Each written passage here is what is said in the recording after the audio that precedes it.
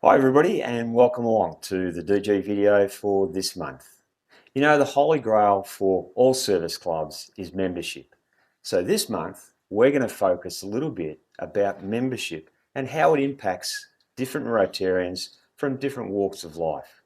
It's going to be a lot of a fun journey for everybody to just enjoy some of the stories which you'll be told about it. So come on, join me and we're going to join with a few people that can talk to us about their experience in membership. I'd like to introduce to you Dee.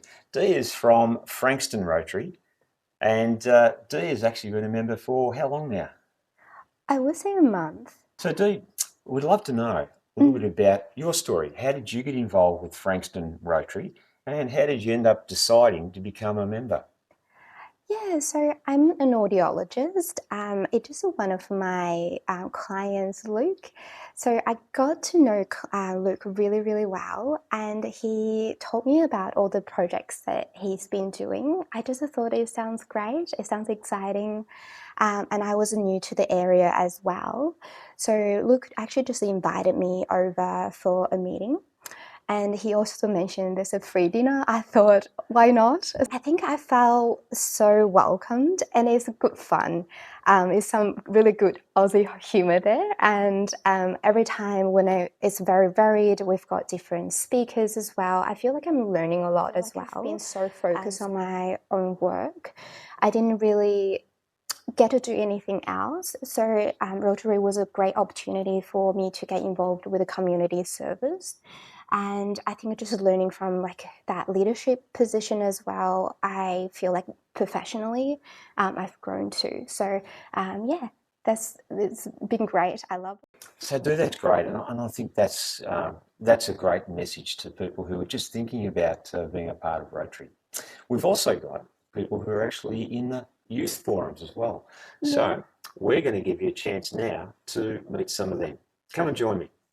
So, welcome. This is Lily, of course. I'd like to welcome along because Lily is going to be becoming the new Rotaract District Representative for District 9815. Well done, Lily. Thank you. And of course, Mark Smith from Baronia. And it's great to have you both here. Mark has a lot to do with youth forums and Knox Rocks, so we're going to chat to you a little bit about that later on. So, Lily, tell me from a young person's perspective, how did you get involved in Rotaract in the first place, and what really made you take on those positions of leadership, particularly within the organisation? There was various reasons in why I got involved within Rotaract. Initially, it was because I had a very good connection with Rosebud Rye Rotary. They'd given me a lot of opportunities to do youth programs that have changed my life in so many ways I can't even mention it. So things like NYSF I did when I was in year 12, and that led me to going into discovering that I love agriculture and wanting to do a Bachelor of Agriculture, and that has changed my life tremendously. And I wanted to give that back and allow other young people who might not know what they want to do and get opportunities through Rotary to then find out and discover an area they would have never thought about doing before. I'd also done RILA, and after doing RILA, I realised that I had been doing a lot of stuff within my gap year after I finished year 12, and I was doing stuff around conservation and homelessness, working with the community support centres in Rosebud and working with various conservation groups. But I was coming to a problem where I had a lot of great ideas about what I wanted to do, but I didn't have the network I needed to be able to achieve that. So after doing RILA, I realised that Rotary could both be able to allow me to help other young people get those opportunities, but also allow me to get that network that I needed to be able to support the areas that I cared about. So after doing RILA, I realised I want to join Rotaract, but there was no Rotaract clubs near me. The closest one would have been about 50 minutes away, and that wasn't my community that I cared about. So I decided, okay, let's restart Peninsula Rotaract. So it took a lot of work, and it was really good because I could get a lot of young people who were also in that same position. They wanted to do good, they didn't know how they could do it. So we came together and worked together to do the stuff that we do. So one of the areas that I was able to do was working with the community support centres. We developed this program called Toothbrush Plus. So the problem was they had an issue where they couldn't get a sustainable supply of hygiene products. So then I decided, okay, let's use the Rotary network to create a sustainable supply through working with chemists, and the whole club has gotten behind that, and we've done about $5,000 worth of donations so far. Fantastic. So what do you think, Lily, is the main challenge for us to try and get younger people to want to become Rotaractors themselves, to share in a lot of the projects that you've been involved in, and make their lives so much richer and more fulfilling?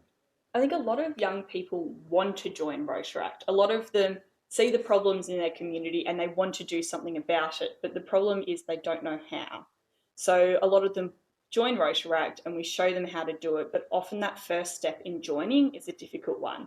We all live busy lives. A lot of people are studying or working full time, or they're just lonely and feel isolated. And it's about changing their mentality that you can go from seeing these problems and feeling helpless to going and joining Rotary and becoming a positive change.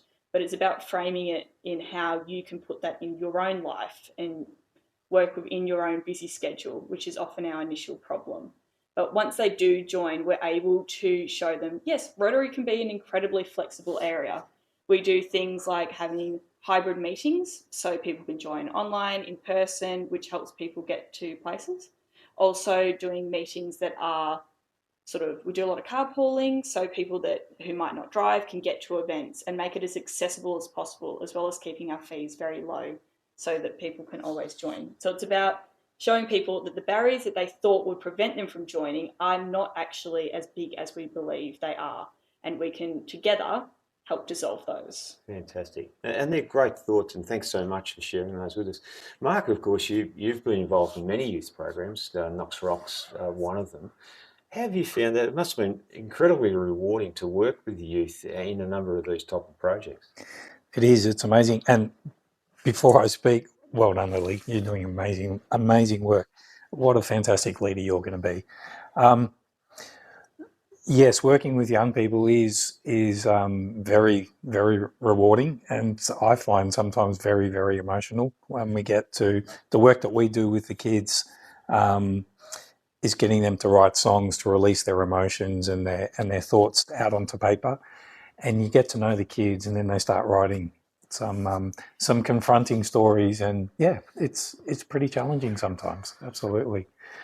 But we can see that we can make a difference with those kids too, and by giving them that way of expressing themselves, some of them just really open up, and their parents come back to us at the end of it and say, hey, Katie's changed, Jack's changed. That's amazing what you're doing. So, yeah. Is it a challenge though, Mark, to try and get them involved in the first place? I mean, how did you find trying to get them involved to do this project? It is tricky because it's a songwriting program. Naturally, when I go to a school, they say, "Oh, we'll send you to the music teacher," but that's not who I'm after. When in our program, the kids don't need to be a musician or a singer; they just need to be able to write. So we get to the welfare officer and then we talk to them about the program so they can see the benefits, and then they start within their network in the school selecting some of the kids that might like to be involved, and then it's up to them if they want to come along. And then the challenge is keeping them coming back every week because some will drop away, and yeah. So it's just a terrific project, and I think you should feel really proud. So that's a little bit about our youth portfolio. Why don't we talk to you next about leadership, and in fact, people who have taken on the mantle of President-elect. Thanks so much, guys, for your time. Appreciate it.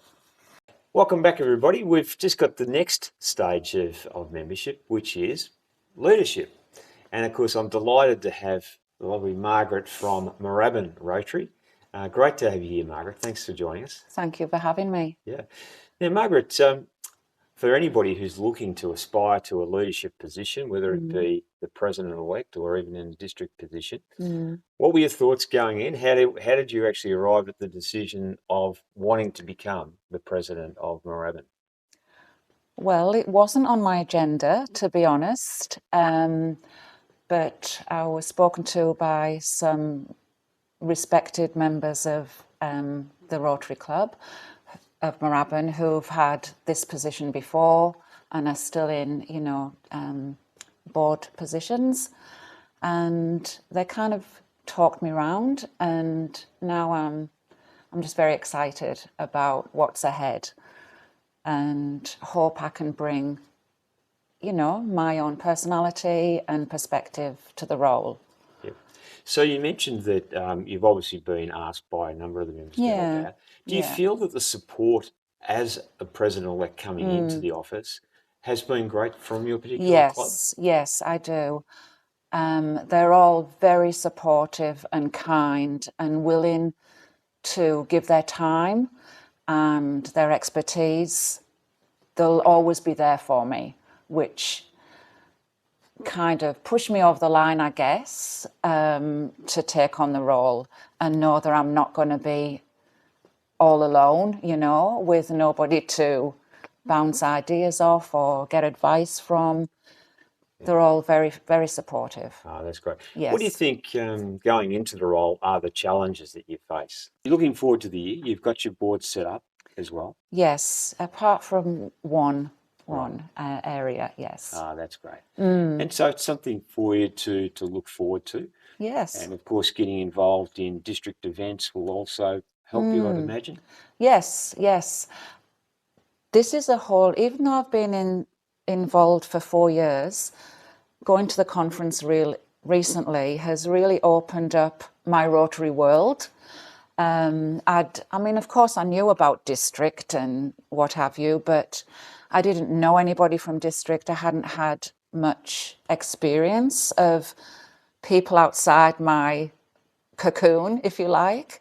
So it's very exciting to meet new people, interact with new people, and also get support from those people if needed. Yeah. Fantastic. Margaret, we wish you all the best in your role coming up for this year. I'm sure it's going to be a really exciting year for both yourself and for your great club. And I'd like to thank you so much for joining us today on the DG video. Thank you for having me. It's been a great experience. No worries. Now, we're going to move on to the final chat, and this is to a person who's actually been in Rotary for a reasonable amount of time. So come and join us for the final part of the interview. Excellent. So welcome back. This is the final part of the interview today, and this is Chris Hansen. Chris is from Noble Park Dingley Rotary. And Chris, tell me, how long have you actually been in Rotary? I've been in Rotary 44 years as of the 30th of June this year. Thoroughly enjoyed 44 years, and thankfully the wife has too. She's been a good companion through all that time. So tell me, Chris, when you first joined Rotary, how has it differed in those days, in the 80s, compared to what it is today? What are your thoughts on that? Well, when I first started, I was working locally, and the boss then was a Rotarian at Noble Park, and he said, I think you'd enjoy being in Rotary. I said, well, don't know too much about it, Frank. And Frank invited me. I went to Rotary. And in those days, classifications, you only had one classification per member. So Frank was a lawyer, and I was working for him as a junior lawyer. And I got into Rotary through Frank, and Frank resigned and a position sort of became available, and that's how I got in. But the friendship and fellowship that you earned by being close to people who you meet with once a week was just the big reward for me. It was just really fantastic, and it's like a second family to me. Rotary, it has been for 44 years. Thanks so much, Chris, for your insights and your thoughts. It's really appreciated. And as a member, and I know you personally, it's been a great journey for you and for the club. So thank you so much for your time. I do appreciate it. And we're actually going to do something really special to close out the segment. So stay tuned. We'll be back in just one moment. Everybody, today I'd like to thank all of our special guests for contributing to a little bit about membership and how they all got involved. I'd like to thank everybody here. It's been really appreciated. And of course, we as Rotarians are very lucky. We are one of the greatest organisations, and we have a great amount of fun together because Rotary is just one of those organisations. And to play us out today, we have no other than Mark Smith. So don't worry and be happy for us, mate.